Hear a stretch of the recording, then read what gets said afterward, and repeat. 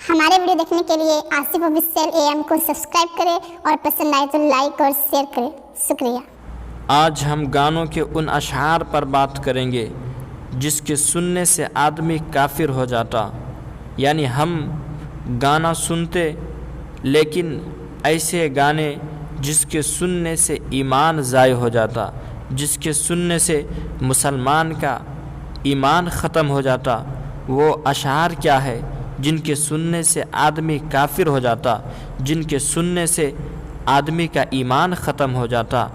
دیکھیں، ایک گانے جس کو گانے والے نے گایا، یعنی یہ گانا ایسا گانا ہے اگر کوئی اس گانے کو سنتا اور سن کر اس پر راضی ہوتا تو پھر اس کا ایمان ختم ہو جائے گا۔ گانا کیا ہے؟ تمہارے سوا کچھ نہ چاہت کریں گے، تمہارے سوا کچھ نہ چاہت کریں گے، جب تک جئیں گے محبت کریں گے، سزا رب جو دے گا وہ منظور ہوگی، سزا رب جو دے گا وہ منظور ہوگی، بس اب تو تمہاری عبادت کریں گے۔ یعنی اس شعر کے مصرع ثانی میں دو صریح کفریات ہے۔ اللہ عز و جل کے عذاب کو ہلکا جانا گیا، دوسرا غیر خدا کی عبادت کا عزم کا اظہار ہے۔ یعنی اللہ سبحانہ و تعالی کیا دوسرے مصرع میں جو لفظ استعمال کیا وہ کیا ہے؟ سزا رب جو دے گا وہ منظور ہوگی، یعنی کہ معاذ اللہ کے عذاب کو ہلکا سمجھا، بلکہ قرآن میں تو اللہ تعالیٰ فرمایا ان بطش ربک لشدید، تیرے رب کا پکڑ بڑا سخت ہے، بڑا سخت ہے۔ اور یہ مکار، یہ ظالم ان گانوں میں اللہ کے عذاب کا مذاق بنایا، اللہ کے عذاب کو ہلکا جانا، یہ کفر ہے۔ اور اگر کوئی مسلمان اس کو سن کر اس پر راضی ہوتا تو پھر اس کا ایمان کیا ہوگا، ذرا اندازہ لگائے۔ اس کے بعد پھر کیا کہا؟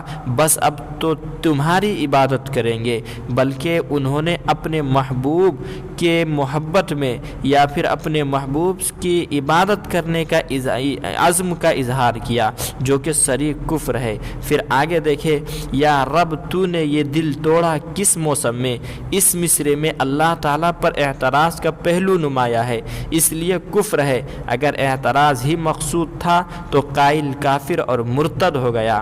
کیسے کیسے کو دیا ہے، ایسے ویسے کو دیا ہے، ایک گانا ہے، عام طور پر ہمارے نوجوان سنتے یا آدمی سنتا، گھر میں بجایا جاتا، دکان میں بجایا جاتا، لیکن تھوڑا اندازہ تو کرے میرے پیارے، تھوڑا دیکھے تو ان گانوں میں کیا لفظ استعمال ہوا، کس طرح کی باتیں کی گئی۔ آخر ہم بغیر سوچے سمجھے سنتے، ہمیں احساس بھی نہیں ہوتی، ہمیں فکر بھی نہیں ہے کہ ان میں کیا ہے، کیا سن رہے، کیا ہم کر رہے۔ دیکھے کیسے کیسے کو دیا، ایسے ویسے کو دیا، اب تو چھپڑ پھاڑ مولا اپنی جیبیں جھاڑ مولا۔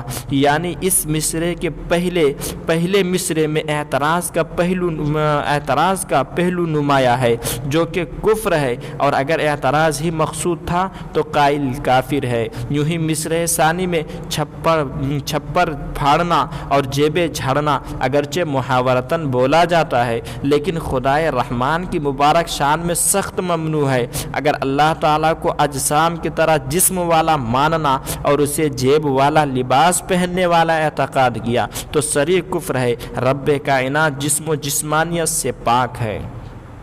پھر آگے ایک گانے میں جو آدمی بجاتے اور ہم سنتے، دیکھے بے چینیاں سمٹ کر سارے جہان کی، بے چینیاں سمٹ کر سارے جہان کی، جب کچھ نہ بن سکا تو میرا دل بنا دیا، جب کچھ نہ بن سکا تو میرا دل بنا دیا۔ اس شعر کے مصرع ثانی ان الفاظ، یعنی جب کچھ نہ بن سکا میں اللہ عز و جل کو بے بس قرار دیا گیا، جو کہ صریح کفر ہے۔ اللہ کہتے اس کو جو مالک و مختار ہو، جو ہر چیز کا قدرت رکھتا ہو۔ ان اللہ علی کل شیء قدیر، بے شک اللہ سبحانہ و تعالی ہر چیز پر قادر ہے۔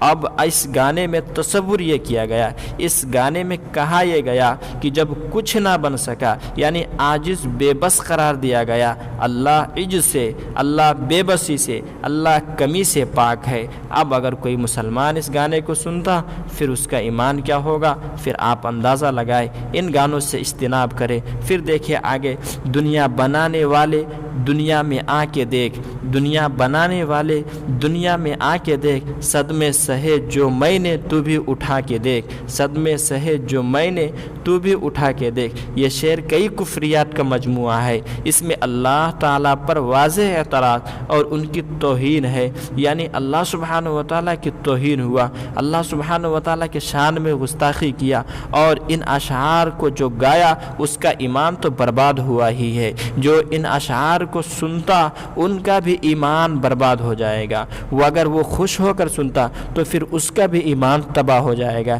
اس لیے ہم مسلمانوں سے گزارش کرتے، بالخصوص ہم اپنے معاشرے کے نوجوانوں سے گزارش کرتے کہ آپ اگر گانا سنتے، گانا سننا گناہ ہے، حرام ہے، ناجائز ہے، لیکن کچھ گانے ایسے ہیں جو انسان کے ایمان کو تباہ کر دیتا، جو آدمی کے ایمان کو